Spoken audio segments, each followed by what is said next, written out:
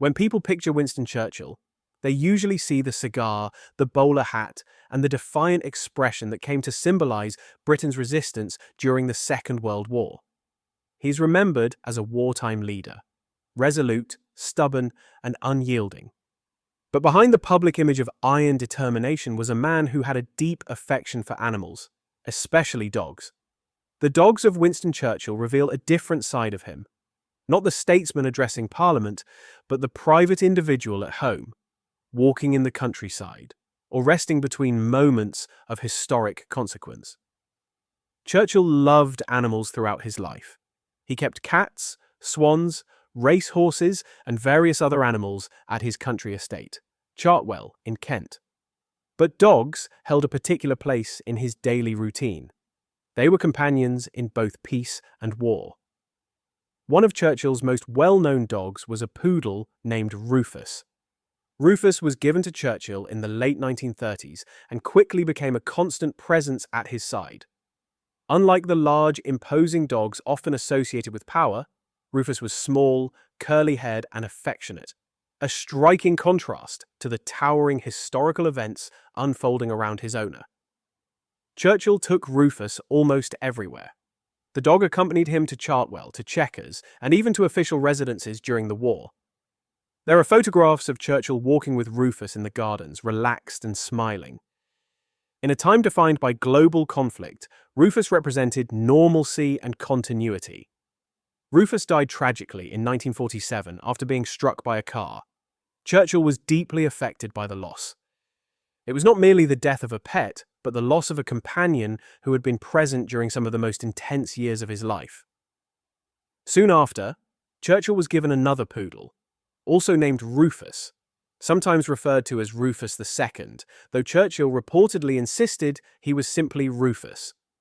This small detail hints at the emotional importance the first dog held. The name carried memory and familiarity. But poodles were not Churchill's only dogs.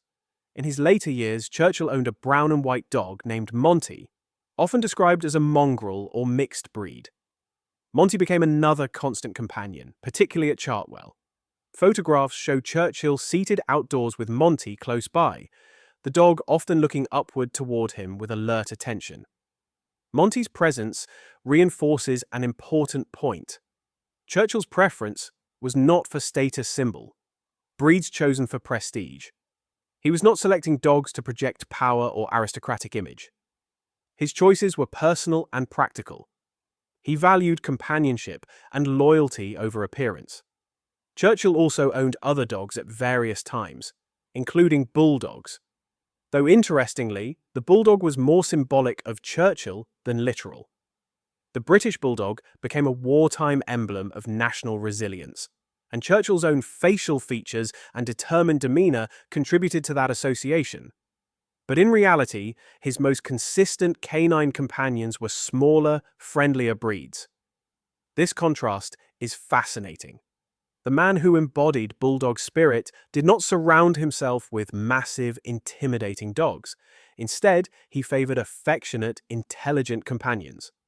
It suggests that the psychological function of dogs in his life was not intimidation or symbolism, but comfort and grounding. During the war, Churchill carried immense pressure. He made decisions that affected millions. He faced criticism, doubt, and exhaustion. In such conditions, dogs can provide something uniquely stabilizing. They are present without judgment. They respond to tone rather than rhetoric. They create routine in chaotic times. Churchill was known for working long hours, often late into the night. He would dictate speeches, review military reports, and engage in strategic planning while the world waited anxiously for news. Amidst that tension, a dog at his feet or beside him in the garden offered a rare form of quiet consistency. There is also something psychologically significant about powerful leaders keeping dogs. Dogs do not care about rank or title. They respond to behavior and familiarity. In the presence of a dog, even the most influential figure becomes simply another human being. Churchill's estate at Chartwell provides further insight into his relationship with animals. Chartwell was not just a home, it was a retreat. He painted there. He wrote there. He walked the grounds with his dogs. The estate became a sanctuary from the pressures of public life. Dogs played a role in that sanctuary. Visitors often commented on Churchill's visible affection toward his animals. He spoke to them, interacted with them naturally, and allowed them near during informal moments. This was not staged. It was habitual. It is also worth noting that Churchill's love of animals extended beyond dogs. He kept cats and other creatures around Chartwell, but dogs remained particularly constant companions. In political history, there is a long tradition of leaders photographed with dogs. The image communicates approachability and humanity, but in Churchill's case, the relationship appears genuine rather than strategic. His attachment predated modern media management and extended into private life away from cameras.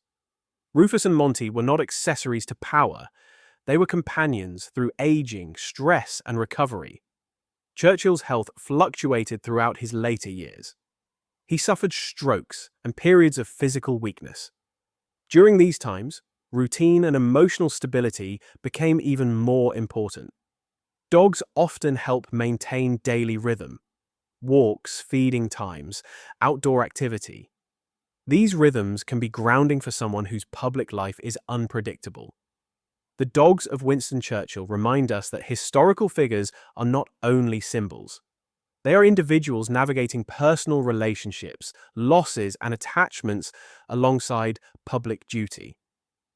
It is easy to imagine Churchill solely as a war leader standing firm against Nazi Germany. But it is equally important to picture him walking slowly through the gardens at Chartwell with a small dog at his side, pausing to observe the landscape, perhaps thinking through his next speech. The presence of dogs in his life does not diminish his stature. It adds dimension. Interestingly, Churchill once remarked that there is something about the outside of a horse that is good for the inside of a man. Though he was referring to horses, the sentiment applies just as easily to dogs. Animals offer grounding. They provide uncomplicated companionship in a world of political complexity. So, what do Churchill's dogs ultimately tell us? They tell us that even leaders associated with strength and defiance sought warmth and familiarity. They tell us that power does not eliminate the need for companionship. And they remind us that behind historic speeches and decisive leadership were ordinary moments. A man seated in the countryside, a dog resting nearby, and a brief pause in the weight of history. In a century defined by upheaval, the dogs of Winston Churchill were small, steady presences in a life otherwise shaped by global events. And sometimes, that quiet loyalty says as much about a person as their public victories. If you're interested in learning about the dogs kept by historical figures, make sure to like and subscribe. See you next time.